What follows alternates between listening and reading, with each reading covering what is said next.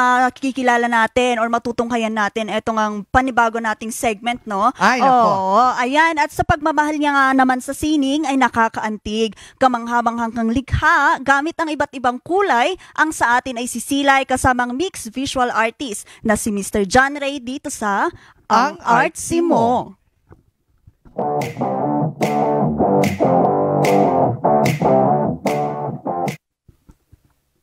Ayon, makikilala nga natin ngayon si Mr. John Ray Dizon, isang visual artist at dahil nga sa panahon na hindi natin siya makakasama dito sa studio, ngunit subalit na tapat marahil bagkusay, ang teknolohiya nga naman talaga ang nagpapatunay na ang layo ay hindi hadlang para tayo ay mag-share ng ating inspirasyon, dedikasyon at pasyon. Wala talagang walang hahadlang. Wala talagang hadlang. Oo, tama. Kasama lang natin Mr. John Ray Dizon. Hello, magandang umaga sa iyo. Hello po, good morning po, Miss Vanessa, Miss Bea. Good morning po. Good morning. Kamusta ka ngayon, John Ray? Kamusta ang lagay mo dyan sa iyong tahanan?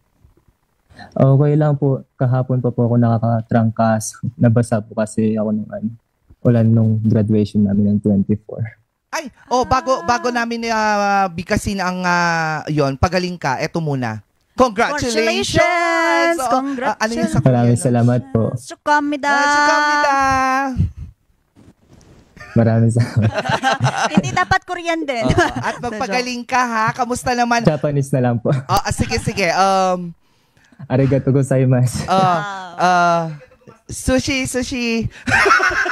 Sashimi. Nako. Naging pagkain. Kamusta naman yung mga arts mo dyan? Hindi naman sila nabasa. Ano po, yung mga works ko po nasa Pangasinan po sila ngayon. Kaya safe po sila. Ayun, mabuti naman ano. Ano yung medium na ginagamit natin, John Ray, sa paggawa natin ng arts? Primarily po painting po, paints po, oil paint ang gamit ko. Pero right now po, nag-explore ako ng other media. Po. Like sound, ganyan. Ini-incorporate ko po siya sa mga works ko. Pero hindi ko po siya sinama sa pinakita ko na portfolio dito sa RNG Luzon. Ayun. And then, truly nga naman na kapag isa ka talagang artist is kailangan mo talagang mag-explore. Hindi ka dapat talaga magstay lang sa kung ano yung medium na ginagamit mo. Oo. Po, mahalaga po talaga yun para sa akin. Tsaka para sa ibang artista ng bayan. Opo. John Ray, pansin ko sa mga sample ng mga pinadala mo din ng iyong mga arts. Grabe yung emosyon ng mga arts mo. Saan ba nanggagaling ito? Ano po? Actually, pinaka fountain of reason or fountain of creativity ko talaga is personal experience, ganyan. Siguro nagre-revolve ito ngayon sa siguro naririnig naman natin yung salita na intergenerational trauma, mga ganyan. And yeah, kung paano nagki-keep yung katawan natin ng mga memory, ng mga memory na hindi lang memory natin sa mga nangyari sa atin, kundi sa mga memory ng mga magulang natin, ng mga ancestors natin. Ganun. Yun po yung fountain of creativity ko. Ang lalim pero eto ba, John Ray, ikaw ba ay nag-aral nito? Pinag-aralan mo ba siya? Or self-taught yung pagiging artist mo? Ano po, nag-aaral po ako sa UP Baguio, so I cannot say na self-taught po ako. So, about naman po sa konsepto, po pinag-aaralan ko po siya. Nagbabasa-basa po ako ng mga libro about sa mga parang idea na kinahihiligan ko po. Ganun. Ayun. Ano naman yung mga, may mga nagawa ka na ba na, yung pagpupunta sa mga gallery? Exhibit. Ayun. Nag-exhibit ka na rin ba? Opo. Nag-exhibit po ako. Plug ko na rin po. Meron po kami exhibit. Akong exhibit sa The Gray Space ngayong September. Yan po. Yes po, nag-exhibit po kami Dito po sa Baguio, sa Pugad, ganyan. Tapos sa Manila. Yes po. Nakakarating na rin sa Manila ang mga artworks mo, no? Opo, opo. Through invitational na rin po siya. Oo. Dito sa mga invitations na ito, John Ray, nakakabenta na rin ba tayo? Meron na rin pong ilan sa awa ng kalikasan. Meron na rin po. Opo.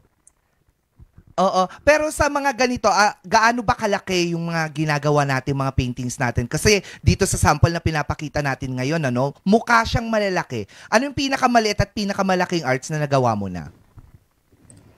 Ito pong nasa screen ngayon, 9x12 ata ito or 12, 9x12 ata yun. Pero ang pinakamalaki ko po na nagawa is 4x5 feet. Mga ganun po, mga nasa 5 feet po siya. Yung pinakamalaki ko po nagawa rin. No? Not including yung mural, syempre.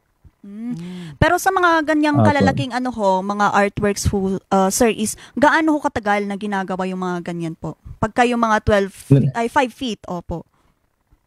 Nako, depende po.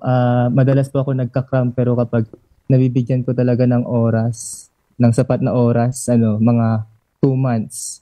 Kasi matagal po matuyo yung pintura tapos along the way, marami pang magbabago na na konsepto or parang mamaya-maya magde-decide ako na pangit pala yung ganito. Hindi pala ito effective ganun. Kaya mga 2 months po kasi kailangan din ng parang pamamahinga ng mata para pamamahinga ng mata sa pagtingin niya sa painting kasi minsan nakakabulag po. Oo, hindi parang nagkakaroon ng narrow sight sa mismong galaw. Opo, sa mismong gawa.